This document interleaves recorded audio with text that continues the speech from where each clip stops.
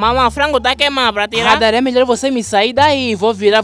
Frango mesmo que te falou que tá queimado. Nunca ficas aí um dia sem pensar na comida. E onde há comida nunca fica quieto você. Mamãe, tá bom, tô controlar, vai queimar. Não quero mais estiver perto da grelha, Radar. Ninguém te mandou controlar. Então é melhor você sair daí, porque você quando te manda reclama é muito. Tava sair boa de fogo que tava apagado. Depois sei lá um frango que embaixo tá queimado, em cima tá cru. Ixi. Me fale não mesmo, quem te mandou provar, Radar? Quem te mandou? Eu só provei lá um bocado de pele. Então é melhor você guardar esse bocado de pele na tua barriga pro fuso encontrar já lá dentro, porque daqui só vou te dar fuso e molde. Mamãe, não tirei, boa, só tirar aquelas peles que estavam na ponta. É mesmo, então também as peles vão ficar na ponta da tua barriga e o fuso e molde vão se encontrar lá dentro. É, mamãe. É pra você aprender, comigo esse teu comportamento vai ter que mudar obrigatoriamente. Então se assim, mamãe tem que me dar boa de funs pra criar peso.